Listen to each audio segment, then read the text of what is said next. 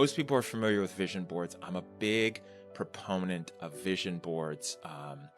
And I think they're really important. And for most people, they might know vision boards from the movie The Secret, or they've seen some stuff online. It surprises me all the time, so many people who don't know what a vision board is. I actually have an ebook on it. I have a vision board challenge that I do with people. But fundamentally, it is a collection of image, words, quotes, things that you put together, print or cut and paste, as a kid, like you used to do out of magazines, and then create this visual thing for you to look at. And I have one right next to me, can't see here because of where the camera's pointing, but the thing to keep in mind is that our brain works in pictures.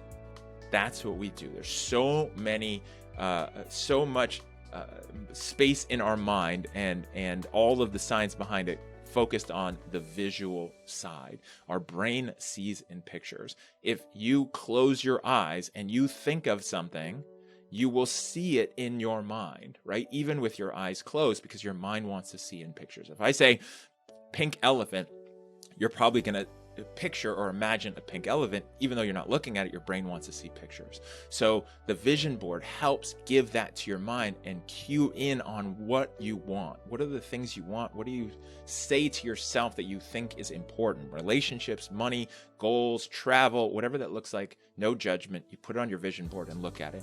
This is especially important when it comes to sales, business, because it's tough. Right? Sales is tough. You're losing more than you're winning, even when you're amazing. If you're closing 30%, it means you're not closing 70%. And that's tough. Our mind doesn't like that. Our brain doesn't like losing like that. For many survival reasons, it does not like that. And so the vision board helps you get connected and stay connected to what it is that you say you want, so that you can keep going after it and pick yourself up when you get knocked down, when you fall down. Same thing as an entrepreneur, same thing in business. Like, you're not every day is sunshine and roses, and you're going to need to find a way to pick yourself up, especially if you're in business for yourself, especially if you're in sales. There's nobody else to do it for you, right? You might have people to support you, but you can't rely on that. You have to get good at picking yourself up most of the time. Obviously, build a support network, get a mentor or coach, find somebody to help you and be there for you, accountability and support, guidance, but more times than not, you're going to have to be responsible for picking yourself up. So that's what the vision board does in its essence. The other part is the progress board, which this one, most people aren't even aware of, but it's so valuable. I found out about this early when starting my business. Your brain wants to trick you to not do anything risky. It wants you to not do anything scary. That's what kept us alive for so long as a species, such that we now dominate the planet in everything we do, sometimes for good, sometimes for evil. But it's because we stick with what's safe overall. Now, some people will take risks. Some of them make it, some of them don't. But as a group, as a tribe, as a society, as a species, it wasn't that long ago where you did not try something new. The wrong berries could kill you if you ate them, right? There's no medicine. You get food poisoning, you die. That's it. So our brain, the amygdala, doesn't want us to try things that are new. If you're in sales, if you're in business, if you run your own business, all of that is scary and new and dangerous to that part of our mind. And it does not like that thought. And it wants to keep you safe. It wants to tell you, oh, you posted on online yesterday on LinkedIn and 3 people liked it. You're a failure and you shouldn't do that again because you're just going to look bad. And so stop posting online, right? Or don't start a podcast because who's going to listen to it and you're going to fail. Or you started a podcast and you had 4 people listen to the first episode and you're a failure and people are going to laugh at you and they're going to kick you out of the tribe of humans, and then you're going to die, right? That is literally what our brain is cycling through and thinking about. Same reason, like if I make this call and they don't buy from me, I'm going to feel rejected and then it's going to make me unhappy and stressed. The progress board versus the vision board, which says, here's where I want to go. Let's to keep our eye moving forward, the progress board is actually more of a scrapbook of where you've come from and what you've done. So, for example, I started a podcast years ago, failed because I did all of those mistakes. I let all of those voices in my head and external tell me, oh, not enough people are downloading it, not enough people are sharing or caring about it, and so you're a failure and you should quit, which I did. And I totally fell for that trap that our mind does. Then I started my new podcast in 2019.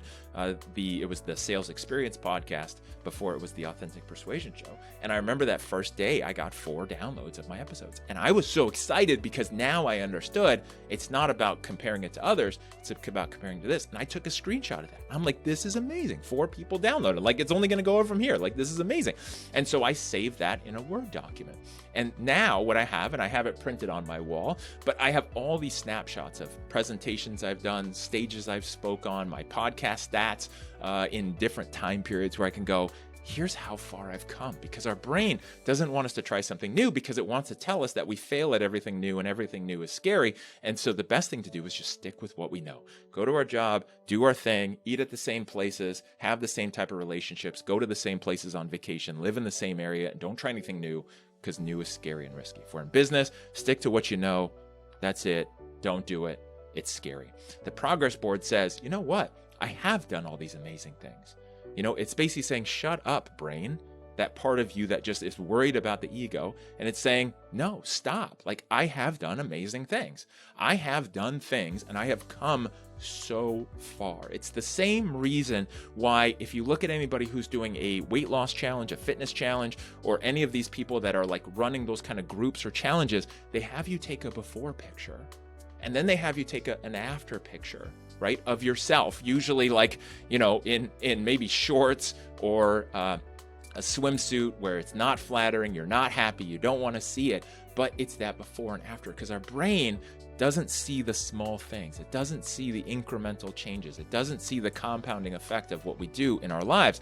And so you get to the end of that challenge, you're like, yeah, I guess I'm better, but I don't really understand the difference. And when you see those side-by-side comparisons online, you go, holy crap, that's amazing. I came really far, or that person came really far. The progress board is what shows that to you in your own world, right? So maybe you started off in sales and you closed 1 deal your first month. I don't know, whatever you're selling, maybe you closed 1 deal your first month. And now you close 15 deals a month. And you're like, man, that's not very good. I could be selling more. Progress board, you look at it every once in a while and go, that's right. I started at 1 deal a month. Like, I'm doing well. I am figuring this out. I'm on a great path and I've come so far, right? Financially, like take a snapshot of your bank account now and then in 6 months, 9 months, 12 months, look at it then.